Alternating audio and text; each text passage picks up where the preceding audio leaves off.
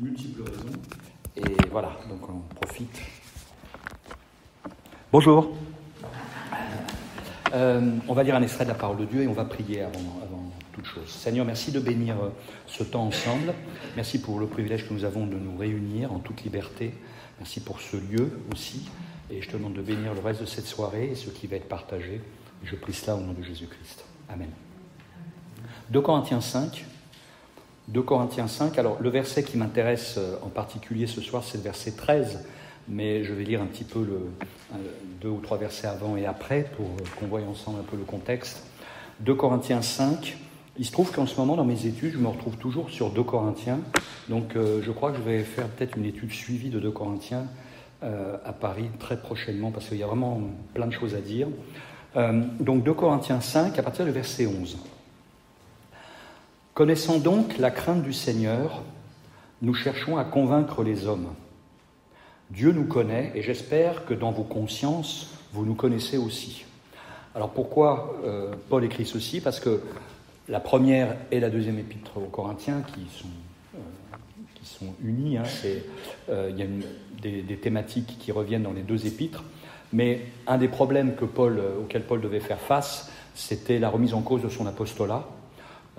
Et vous savez, quand les gens soupçonnent le mal, quoi que vous fassiez, si vous allez dans une direction, on va interpréter ça négativement, si vous allez dans une autre direction, on va interpréter aussi cela négativement. Donc en fait, vous êtes perdant d'avance. Et avec les Corinthiens, et je peux comprendre que Paul devait être naturellement blessé par tout ce qu'il devait traverser. N'oublions pas que c'est lui qui a implanté l'Église, qui a été comme un père pour eux, une mère même. Il les a engendrés dans le Seigneur, il les a enseignés, il les a aimés, et puis il est reparti. Et puis il apprend ensuite que l'Église ne marche pas dans la bonne direction. Ça, c'est une chose. Qu'il y ait des divisions dans l'Église, ça, c'est encore une autre chose. Il y a des péchés dans l'Église, c'est encore une autre chose. Et les péchés, il y a une liste comme ça. Je veux dire, aujourd'hui, je peux vous garantir que s'il y avait une Église qui vivait comme les Corinthiens, vous direz tout de suite c'est une secte. Parce qu'il y avait vraiment une liste très conséquente de péchés qu'on ne peut pas imaginer. Même Paul dit, même des fois chez les païens, ils ne font pas ce que vous faites. Donc ça vous donne une idée. C'est pour ça les gens qui disent l'Église primitive, c'était mieux avant, ça dépend où. D'accord ? Ça dépend où. En tous les cas. Mais ce qui devait aussi, alors tout cela devait l'attrister, mais en plus de ça, c'était même sa personne qui était attaquée, ses motivations, c'est le pourquoi il avait fait les choses. Et donc pour quelqu'un, ça peut être un parent, ça peut être un ami, ça peut être un pasteur, ça peut être un dirigeant, je sais pas, d'école du dimanche ou un musicien voilà, peu importe, mais quand vous faites les choses pour les gens et que les gens vous accusent en fait de faire des choses avec de mauvaises intentions, c'est très blessant. Et en plus de ça, on connaît le coût que l'apôtre Paul a dû payer pour implanter toutes ces églises. Et donc c'est pour ça qu'au verset 11, il met les choses de façon en place très claire, il joue carte sur table, connaissant donc la crainte du Seigneur. C'est-à-dire qu'il est en train de leur dire, attendez, moi je vis devant Dieu, j'ai la crainte du Seigneur. Nous cherchons à convaincre les hommes, notamment vous, s'il le fallait. Dieu nous connaît, c'est-à-dire que Dieu connaît notre cœur. Vous me jugez, vous interprétez les choses. Alors, vous savez, encore une fois, quand on pense le mal, je ne sais plus si c'est dans la première ou dans la seconde, mais à un moment donné, Paul fait mention d'un fait, c'est qu'il devait rendre visite aux Corinthiens et il n'a pas pu. Bon, il avait ses raisons, mais ça a été interprété de façon négative. Donc encore une fois, les gens mettaient en doute sa personne et ses motivations. Donc il dit, Dieu nous connaît, et j'espère que dans vos consciences, vous nous connaissez aussi. Parce que si ce n'est pas le cas, en fait là, il fait il écrit de façon absurde, parce qu'il sait très bien que les gens mettent en doute son caractère. Mais enfin, il fait comme si, d'accord ? Puis après, au verset 12, nous ne nous recommandons pas de nouveau nous-mêmes auprès de vous.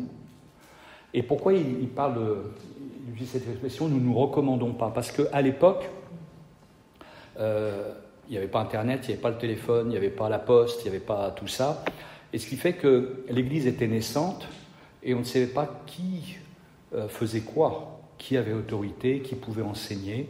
Donc il y avait des itinérants, des enseignants itinérants, et parfois des gens disaient des mensonges. Ils arrivaient dans une église en disant « moi je viens de Jérusalem, j'ai connu l'apôtre Pierre », ils arrivaient dans une église et ils enseignaient n'importe quoi dans l'église. On voit ça notamment dans l'Épître aux Galates. Et donc, il y avait des lettres de recommandation pour garantir que l'orateur, il était bien envoyé par les apôtres et par les prophètes. Donc il dit, mais en même temps, lui est apôtre. Et son apostolat est remis en cause, alors pour plein de raisons. C'est pour ça qu'il va dire aux Corinthiens, n'ai-je pas vu le Christ? Parce que c'était un des critères pour être apôtre. Les 12 apôtres, bon, je fais un peu de théologie, la parenthèse. Il y a 2 sortes d'apôtres. Dans les 2 cas, ça veut dire envoyé. Mais vous avez les 12 qui ont été envoyés par Jésus-Christ, et vous avez les apôtres, les messagers, parce qu'apôtre, ça veut dire envoyé, messager, enfin plutôt messager. Envoyé, pardon, messager, c'est angelos. Et donc, ces apôtres, aujourd'hui, on dit missionnaires. Ce sont des églises qui envoient des gens, ils sont envoyés pour implanter des églises, etc. C'est pour ça, quand vous lisez le livre des Actes, vous voyez des gens qui sont appelés apôtres, mais qui ne font pas partie des 12. Et donc, c'est utilisé par certaines dénominations pour dire, voyez, le ministère d'apôtre, ce n'est pas que les 12, donc moi, je suis apôtre. Mais ils se mettent au même rang que les 12. Et ça, ce n'est pas biblique. Donc, il y a les 12 envoyés par Jésus-Christ et les apôtres envoyés par le Saint-Esprit, par les églises, le Saint-Esprit dans les églises. Et d'ailleurs, l'apôtre Paul a une double casquette. Il a la casquette de l'apôtre envoyé par Jésus-Christ et apôtre envoyé par le Saint-Esprit. Sur le chemin de Damas, c'est Jésus-Christ qui l'appelle à être apôtre, et les autres d'ailleurs ont du mal à comprendre comment quelqu'un qui persécutait les chrétiens pouvait devenir apôtre, ce qui nous montre l'immensité de la grâce de Dieu. Mais ensuite, tout comme tout à chacun, il était dans une église locale à Antioche, et alors qu'ils étaient dans une réunion de prière, le Saint-Esprit a dit « Mettez-moi à part Paul et Barnabas », et c'est le Saint-Esprit qui a parlé. Donc c'est le Saint-Esprit qui a envoyé ces 2 missionnaires, si vous voulez, dans le sens moderne du terme. Donc tout apôtre de Jésus-Christ qu'il était, il était soumis à l'apostolat des églises et donc du Saint-Esprit dans les églises. Et le fait qu'il soit un des 12, celui qui a remplacé Judas, c'était remis en cause souvent, en disant « Oui, tu te dis apôtre, tu n'as pas vécu au temps de Jésus, tu as persécuté des chrétiens, etc. » Et donc il est en train de dire « Mais nous ne nous recommandons pas de nouveau nous-mêmes auprès de vous. » Pourquoi ? Parce qu'il n'a plus rien à justifier. Il le dit d'ailleurs, vous êtes vous-même une épître vivante, c'est-à-dire que vous êtes notre lettre. Les fruits, c'est vous. D'accord ? C'est nous qui nous avons annoncé l'évangile. Donc on n'a pas besoin de se justifier maintenant. Mais nous vous donnons occasion de vous glorifier à notre sujet. Alors c'est intéressant parce que ça peut paraître presque être prétentieux. En d'autres termes, vous devez être fiers de nous. Vous pouvez vous glorifier de nous auprès de vous. Pourquoi ? Parce que par nous, vous existez dans l'Église. Et il continue, afin que vous puissiez répondre à ceux qui tirent gloire de ce qui est dans les apparences et non dans le cœur. C'est-à-dire que dans le cœur, Dieu le connaît, et chez certains, dans le cœur, c'est pas la lumière qui règne. En fait, il y a des faux apôtres, il y a des faux enseignants. Et donc il est en train de dire, nous, on n'a pas à se justifier, on sait d'où on vient, et d'ailleurs vous-même, vous êtes les fruits de cela. Mais s'il le faut,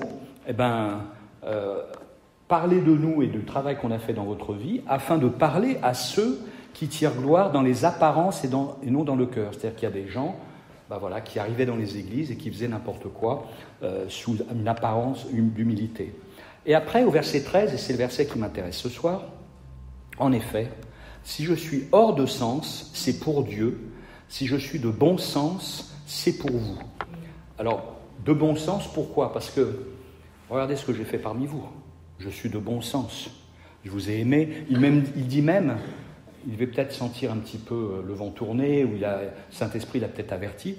Il dira même que, afin de ne pas tirer avantage sur vous, j'ai travaillé de mes mains pour subvenir à mes besoins, pour pas que vous ayez à me donner. Heureusement qu'il a fait ça, parce que sinon, ça aurait été une accusation supplémentaire. On l'aurait accusé d'avoir profité de leur argent. Donc, il dit, le bon sens, c'est regarder l'Église, regardez ce que le Seigneur a fait. Et puis, quand il dit « si je suis hors de sens, c'est pour Dieu ».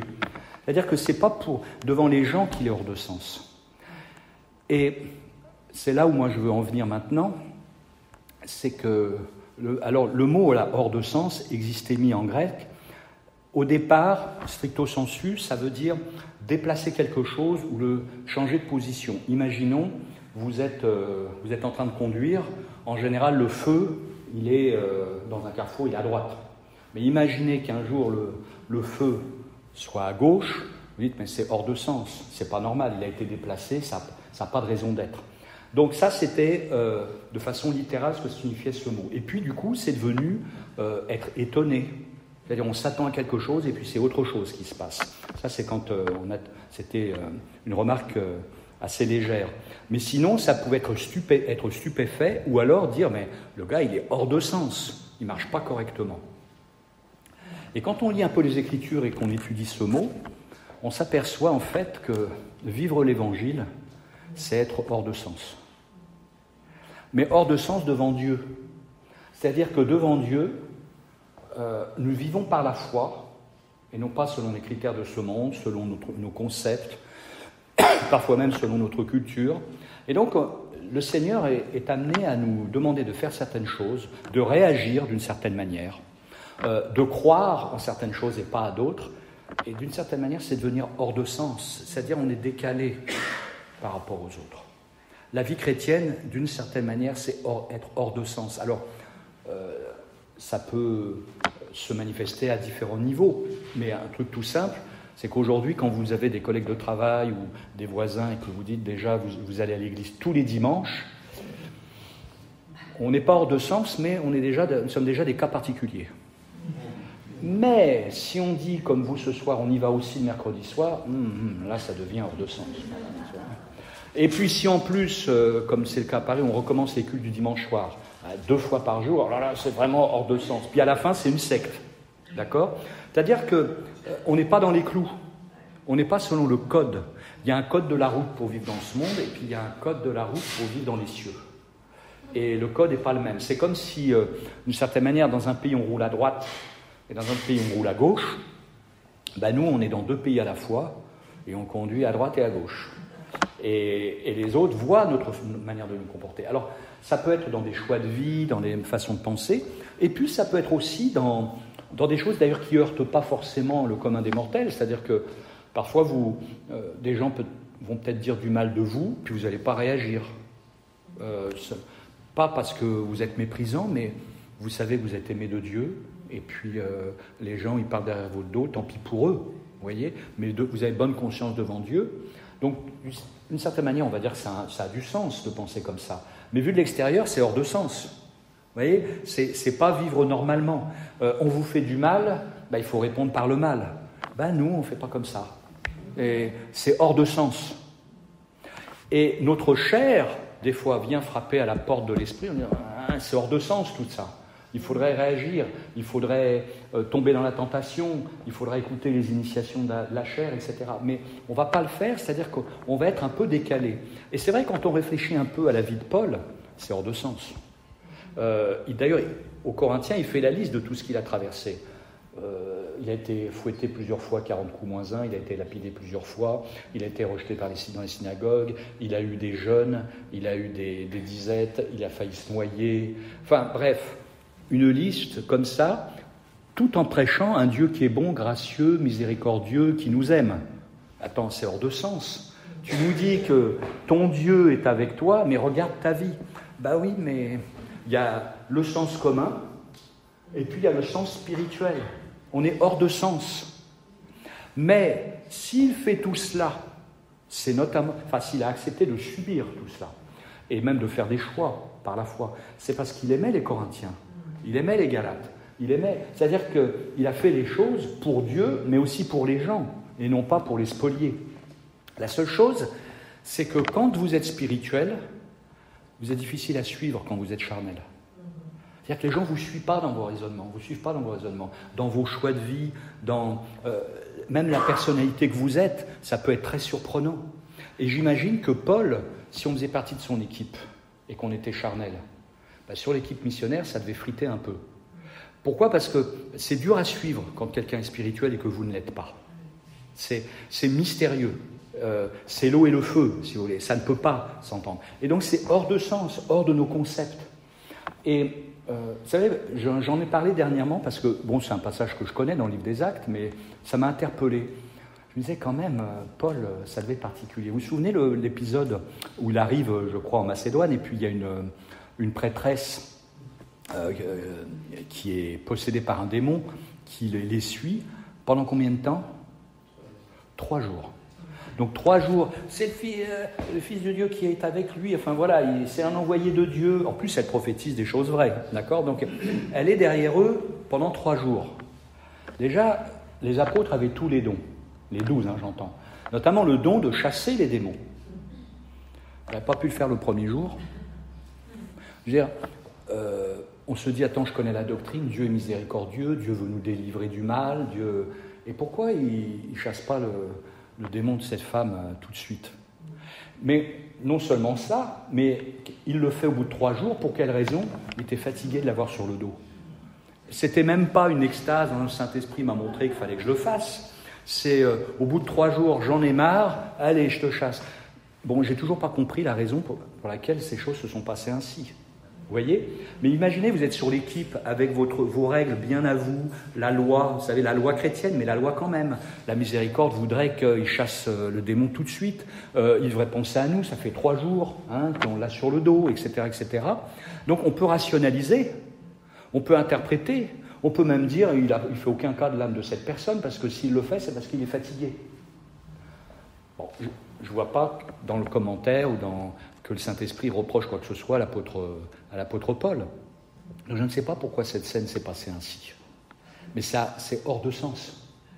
Vous voyez, c'est qu'on ne peut pas mettre Dieu dans une boîte. Et des fois, nous-mêmes, notre façon de penser, même le processus de sanctification que Dieu opère sans que nous nous en rendions compte, parfois ça nous surprend même. On disait, mais j'étais comme ça avant. Et alors, des fois, ça nous arrange. Qu'il y ait une faiblesse qui tombe, une tentation qui n'existe plus, ça nous arrange. Mais des fois même, on ne se reconnaît plus. Et ça nous fait peur. Ou des fois, ce sont nos proches qui changent. Des fois, il y a même des parents qui prient pour que leur enfant se convertisse, et puis le jour où ils le font, ils ne maîtrisent plus. Parce que l'enfant est peut-être des fois plus spirituel qu'eux. Et il devient hors de sens. Donc tu dois avoir la foi, mais il ne faut pas exagérer quand même. Il faut que ça ait du sens, à mes yeux. Oui, mais quand c'est avec Dieu, à nos yeux, ça ne marche plus. C'est aux yeux de Dieu qu'on doit vivre, devant sous le regard de Dieu. Et Dieu connaît nos cœurs, nos capacités, les dons, il a une volonté pour nos vies. Donc c'est mystérieux. Et d'ailleurs, quand on regarde l'apôtre Paul, alors ça c'était évidemment plus positif, mais dans Actes 9, 21, il est dit, donc Paul s'est converti, tous ceux qui l'entendaient étaient dans l'étonnement et disaient, n'est-ce pas celui qui persécutait à Jérusalem ceux qui invoquent ce nom ? Et c'est le même mot, c'est-à-dire que hors de sens, je vous l'ai dit tout à l'heure, ça pouvait être étonné, déplacé, surprenant, stupéfiant. Et là, les gens, ils regardaient l'œuvre de Dieu au point même qu'ils doutaient. Parce qu'il a fallu ils ont mis du temps, je peux comprendre, mais l'Église a mis du temps à accepter l'apôtre Paul en son sein. Ils étaient méfiants. Mais oui, mais est-ce qu'il y a quelque chose d'étonnant pour Dieu? Est-ce qu'on a suffisamment la foi pour accepter d'être étonné? Ou est-ce qu'il faut que Dieu travaille dans un cadre très précis, dans notre précaré, dans le petit jardin secret, puis en dehors, ça ne peut pas être de Dieu. Il faut se méfier. En fait, on juge des fois très mal l'œuvre de Dieu. On juge très mal l'œuvre de Dieu. On n'est pas très spirituel, en fait, naturellement. Et même ses parents... Moi, Marc 3, 21, vous savez, quand il s'échappe, il pose des questions, tout ça. Les parents de Jésus, ayant appris ce qui se passait, vinrent pour se saisir de lui, car ils disaient, il est hors de sens. Qui a dit ça? Les parents de Jésus. Qu'il était comment? Hors de sens. Alors qu'ils ont été avertis. Ils savaient quand même qu'il était le Fils de Dieu, qu'il venait d'un miracle. Enfin, voilà, Marie repassait en son sein toutes les paroles du Seigneur. Enfin, voilà. Ils savaient ces choses-là. Quand ils l'ont fait circoncire, le prophète, il y avait un prophète dans le temple qui a prophétisé, qui souhaitait mourir avant de pas mourir avant d'avoir vu le Messie. Donc, ils ont eu des indices. Joseph a été averti par un ange que sa femme ne l'avait pas trompé avec quelqu'un d'autre. Donc voilà, comme on dit en bon français, un homme averti en vaut, là ça en vaut 0. C'est-à-dire que c'est d'autres mathématiques. Vous voyez, en base 10, oui, 2 et 2 font 4, mais si c'est dans une autre base 2, base 3, base 4, base 12, 2 et 2 font pas 4. Ceux qui sont bons en maths vont comprendre. Mais, ce qui ne veut pas dire que je suis bon en maths, mais je sais au moins ça. Mais le point, c'est, vous voyez, c'est qu'on ne peut pas calculer Dieu, comme on dit aujourd'hui. On ne peut pas le maîtriser. Et ses parents même disaient, il est hors de sens. C'est-à-dire que c'était un enfant qui faisait des choses extraordinaires, leur fils, et une autre scène aussi qui est étonnante, c'est dans Acte 12. Vous avez des apôtres qui sont en prison, et Pierre et Jean. Et puis pendant ce temps-là, il y a une réunion de prière. Seigneur, délivre-les, etc., fasse qu'ils restent en vie, etc. Donc ils prient. Puis, à un moment donné, frappe à la porte. Ils ouvrent. Qui est présent à la porte? Pierre et Jean. Ah, des fantômes! Pourquoi? C'est-à-dire qu'ils étaient prêts à croire que c'était des fantômes plutôt de croire que c'était des êtres humains délivrés par Jésus-Christ. C'est-à-dire que pour eux, c'était hors de sens. Ils ne pouvaient pas sortir de prison. Par contre, que ça soit des fantômes, c'était possible. Vous voyez? Tout comme Jésus lorsqu'il marche sur l'eau et qu'il vient à leur rencontre. C'est-à-dire que Dieu est hors de sens. Il est hors de nos sens. Vous voyez? On ne peut pas l'appréhender par une vision naturelle des choses. Vivre par la foi, ça ne veut pas dire croire en n'importe quoi. On doit croire dans ce qui est écrit. Mais ce qui est écrit est des fois très troublant. Et ce que le Saint-Esprit initie dans notre vie est parfois très troublant aussi. Et donc, on voit ça, après, je ne vais pas vous donner tous les versets, mais il y a plein de versets où on voit que les gens sont étonnés par l'œuvre de Jésus, ce qui se passe, etc., etc. Et même, ça va jusqu'à... Alors, on peut comprendre, je veux dire, on n'aurait pas été mieux, mais en Luc 24, 22, après la résurrection, il y a des commentaires des apôtres. Il est vrai que quelques femmes d'entre nous ont fort été étonnées, s'étant rendues de grand matin au sépulcre. Et puis là, elles voient Jésus ressuscité. Et ouais, c'est hors de sens, la résurrection. C'est hors de sens. C'est pas explicable, c'est pas scientifique, c'est pas normal, c'est hors de sens. Mais vous savez, mes amis, nous avons reçu la vie de résurrection aussi. C'est-à-dire que la même puissance qui a ressuscité Jésus-Christ d'entre les morts est en nous. Et d'ailleurs, c'est cette puissance-là qui nous amènera à la résurrection, nous aussi. Donc pour l'instant, elle ne se manifeste pas, on n'a pas besoin de ressusciter. Pourquoi? Parce qu'on n'est pas encore mort. Mais le jour où nous allons mourir, viendra ce temps où nous allons ressusciter. Et avec un corps glorifié. Mais la vie de résurrection qui est en nous, dans le domaine des pensées, de l'âme, des émotions, c'est-à-dire dans le domaine de l'invisible, la vie de l'esprit en nous, Christ en nous, espoir de gloire. Alors qu'aujourd'hui, il n'y a rien de glorieux peut-être, il n'y a rien de glorieux à voir dans ce monde, et il n'y a peut-être rien de glorieux à voir dans notre vie, parfois. Mais ça n'empêche pas la gloire de Dieu en nous. Pourquoi? Parce qu'elle nous a été donnée par grâce, et non pas par les œuvres. Nous l'avons reçue par la foi. Ça aussi, c'est hors de sens. C'est étonnant. Ça, c'est pas normal. C'est pas justifié selon la loi. Oui, mais nous ne sommes pas sous la loi, mais sous la grâce. Or, je crois qu'il y a quelqu'un qui a écrit un livre, La grâce étonnante de Dieu ou surprenante de Dieu. Mais c'est exactement ça. C'est-à-dire que faisons attention, avec les années, de se retrouver avec une vie chrétienne qui est plus étonnante. Pourquoi? Parce qu'on maîtrise. On maîtrise. C'est une autre manière de dire on ne marche plus par la foi. Parce que quand on marche par la foi, on a toujours une vie étonnante. On est même étonné que Dieu réponde à nos prières. On est même étonné que Dieu ait accompli ce qu'il avait promis. Vous voyez? Comment c'est possible? Donc avant, on dit comment il va faire, mais bon, viens au secours de mon incrédulité. Et puis, on obéit, et quand il va le faire, bon, ça amène de la louange en général, mais on est quand même étonné de la manière dont il a fait les choses. Parce que vous êtes d'accord avec moi, c'est souvent une solution qu'on n'aurait pas trouvée. C'est toujours étonnant. Mais c'est ça la vie chrétienne. Et vous savez, il y a des choses étonnantes en nous qui sont insoupçonnées. Il y a plein de choses en nous. Il y a des choses étonnantes. Pourquoi? Parce qu'il y a Christ en nous. Donc il y a forcément des choses étonnantes. Dans tous les moments de l'existence, dans toutes les périodes de la vie, peu importe la séquence qu'on est en train de traverser, c'est la vie de résurrection, elle est là. Et mes amis, ne perdons pas de vue cela. Et c'est pour ça que Paul, aux Corinthiens, parle souvent de cette notion de sincérité. Est-ce qu'il fait les choses sincèrement devant les Corinthiens? Est-ce qu'il est hors de sens? Et juste pour vous citer deux, trois passages, dans 2 Corinthiens 11, donc dans la même épître, il dit ceci, au verset 16 et 17. « Je le répète, que personne ne me regarde comme un insensé. » donc comme quelqu'un d'hors de sens, c'est le même mot. Sinon, recevez-moi comme un insensé, afin que moi aussi je me glorifie un peu. Donc là, c'est intéressant, pourquoi ? Parce qu'il utilise le mot insensé de leur point de vue, c'est-à-dire qu'il y a être hors de sens devant Dieu, c'est-à-dire vivre une vie de foi, et puis il y a être hors de sens devant les hommes, et ça c'est négatif.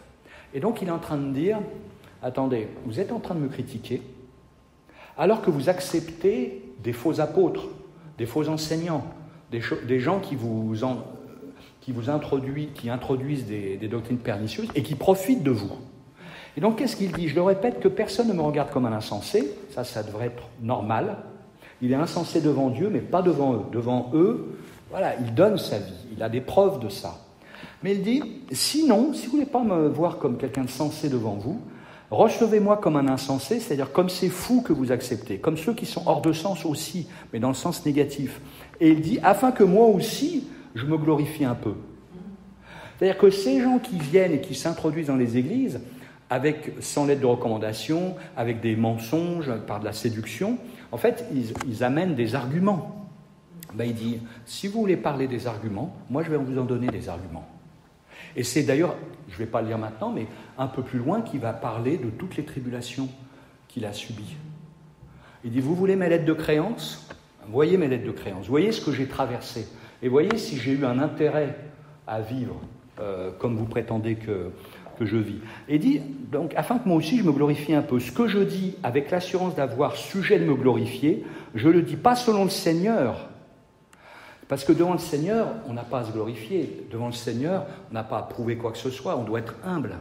Mais il dit, devant vous, puisque vous acceptez des menteurs, des prétentieux, des orgueilleux, moi je vais jouer le jeu aussi, et je vais dresser la liste. Mais là, je vais le faire, et il le précise, que je retrouve le passage, voilà. Ce que je dis avec l'assurance d'avoir sujet de me glorifier, je ne dis pas selon le Seigneur, parce que ça, c'est pas une bonne façon de parler. On va dire que c'est pas chrétien. Mais comme par folie. Et après, au verset 21, j'ai honte de le dire. Nous avons montré de la faiblesse, cependant, tout ce que peut oser quelqu'un, je parle en insensé. Moi aussi, je l'ose. Moi aussi, je peux en parler. Parce que d'un côté, il a été faible, il y en a même qui critiquent sa faiblesse, et il dit, oui, mais avec cette faiblesse-là, moi j'ai fait plein de choses. Et s'il faut, je vais en parler. Vous voulez des lettres de créance ? C'est un peu ce qu'il dit aux Galates aussi. Aux Galates, vous savez, il utilise une autre image pour montrer ces lettres de créance. Il parle de ces stigmates qu'il a dans le corps. Parce qu'à l'époque, quand vous étiez comme c'était un monde païen, les gens qui adoraient des idoles, notamment les prêtres, les prêtresses, elles se scarifiaient le corps pour montrer leur appartenance à l'idole. Et lui, évidemment, le christianisme a cessé ces pratiques. Pourquoi ? Parce qu'on estime que le corps a été créé par Dieu, que c'est parfait, il n'y a pas à rajouter. On ne va pas faire quelque chose de définitif sur notre corps, puisqu'on ne va pas ni l'amputer, ni faire quoi que ce soit, puisque il est tel que Dieu l'a voulu. Donc, avec le temps, dans le christianisme, on a arrêté ces scarifications. Mais Paul, lui, en avait. Pourquoi ? Parce qu'il a été fouetté, parce qu'il a été battu. Et donc, il dit aux Galates, mais regardez, moi j'ai des stigmates aussi. Les prêtres païens ont des stigmates, mais elles sont faites différemment, mais moi j'en ai aussi, dans mon corps. Ce qui montre mon appartenance à Christ. C'est les persécutions qu'il avait traversées. C'est son corps qui avait été meurtri. Donc on voit que Paul dit, vous voulez m'attaquer sur ce terrain-là, j'ai mes lettres de créance. Mais pour qu'il ait eu ces lettres de créance à présenter, il a fallu qu'il soit hors de sens quand même. C'est-à-dire qu'il a pris des pas de foi, il a eu une vie incroyable. Alors on n'est pas tous appelés à ça, mais ce que je voudrais vous dire, c'est que, pour terminer là-dessus, c'est que on a un Dieu étonnant, qu'on a du mal à discerner des fois, mais notre vie doit être étonnante. Que ça soit dans nos réactions, dans notre façon de penser. Alors, il y a des fois des combats, on se dit, mais comment je peux croire ça ? Comment je peux accepter de vivre comme ça ? Comment je peux ne pas être amer, par exemple ? C'est étonnant de ne pas être amer quand Dieu ne répond pas tout de suite à nos prières. Ça peut paraître étonnant de continuer d'avoir foi en Dieu. Eh bien oui, c'est la vie chrétienne. On persévère dans la foi. C'est étonnant. Et l'étonnement ne doit pas venir uniquement de spectateurs qui regardent notre vie, mais même en nous-mêmes.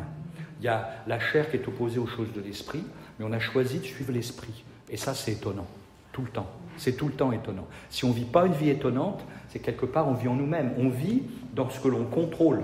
si vous voulez.